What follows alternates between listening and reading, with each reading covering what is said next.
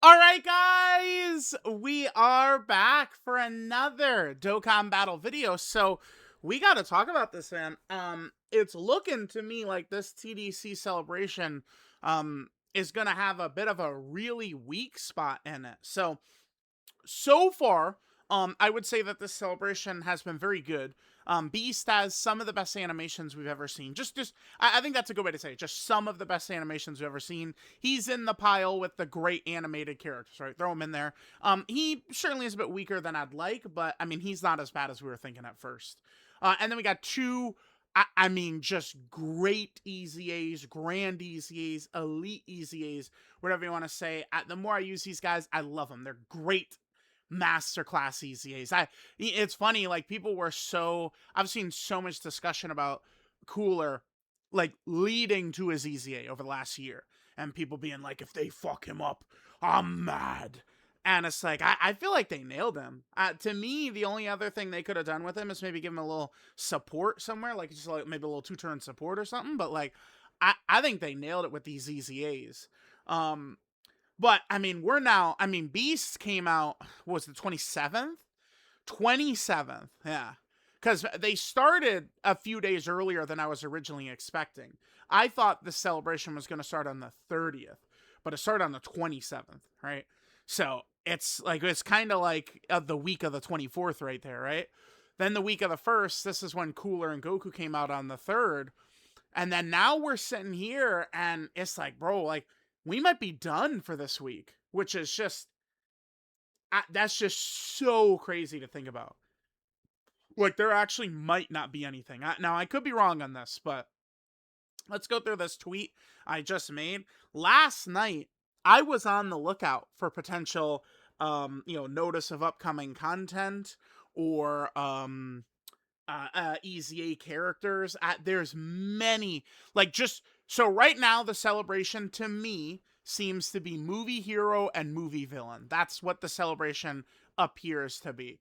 So all we would need to do is just take it movie hero movie. So you go, oh well, what could they even have announced last night? Well, I'm glad you asked. In particular, this guy comes to mind.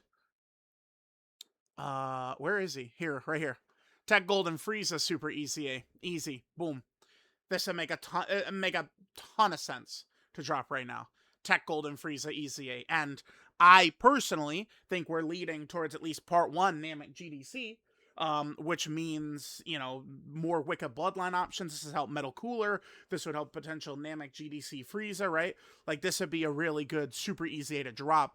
Is there anyone else in here that's possible?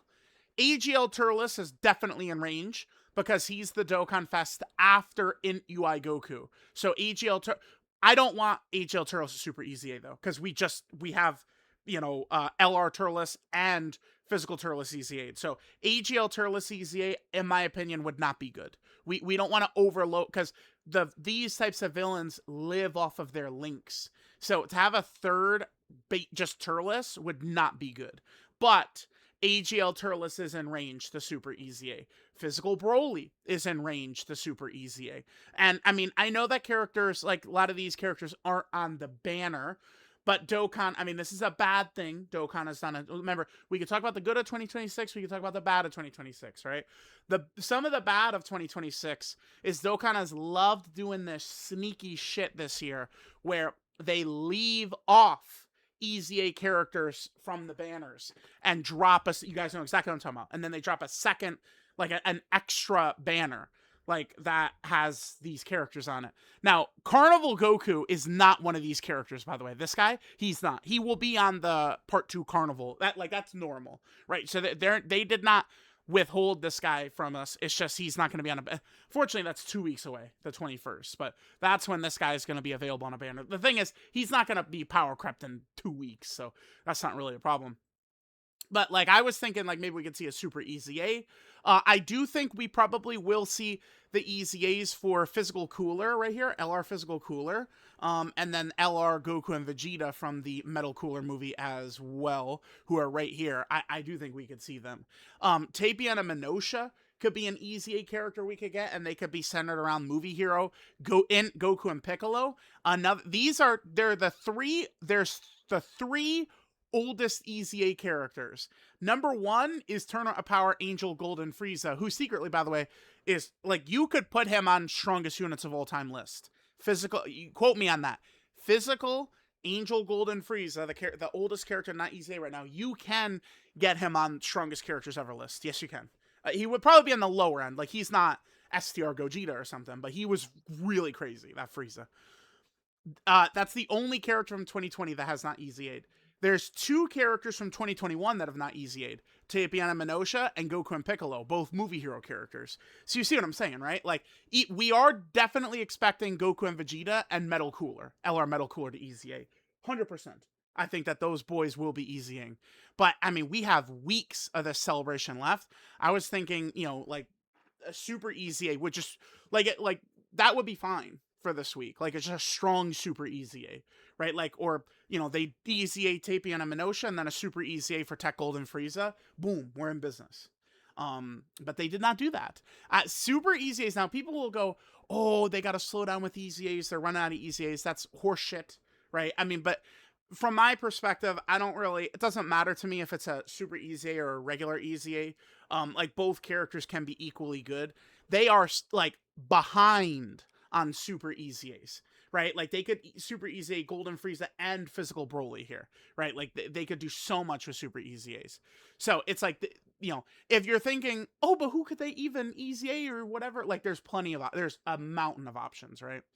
So Dokkan usually does weekly data downloads, but I would preface this, and I probably should have mentioned this in this tweet, which I didn't. Geppy has been moving differently, right? So Dokkan pretty much every single week would do a data download, right? And I think that a lot of people who don't, I mean, of course, like, people aren't going to follow this as closely as I do, right? But, like, we have our, like, weekly content and stuff.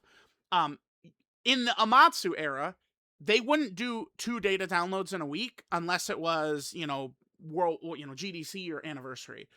Geppy, though, has been doing 2 data download weeks. Like, just randomly, like, for almost no reason. And it does make me think, if Geppy could do 2 data download weeks, I could see him doing a 0 data download week as well, which is very rare. It's definitely happened within the last year, but it's not common for, like, a no data download week. So, as nuts as it is, it's possible we don't get anything until the 14th. Now, why the 14th? We take a look at Rick right here. So this is me talking about Lude.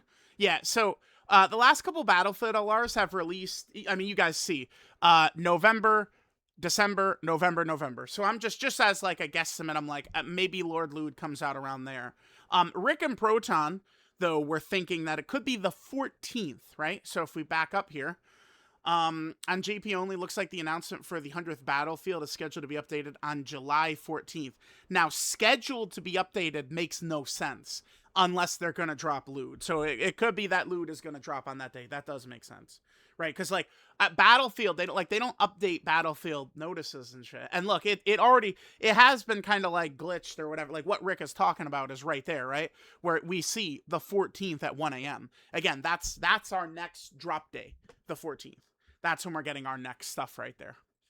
So, that's the date being displayed on info sites. Probably a mistake that the server returns this timestamp. Might be the release date for LR Lude. Very possible. Very possible. And that does make sense that could be the next drop day, the 14th. That means we could see, if the 14th is the next drop day, we could see announcements on the 12th, is what that means. The 12th. That's still 1,000 days away, dude. The 12th. But as we could see right there, 14th.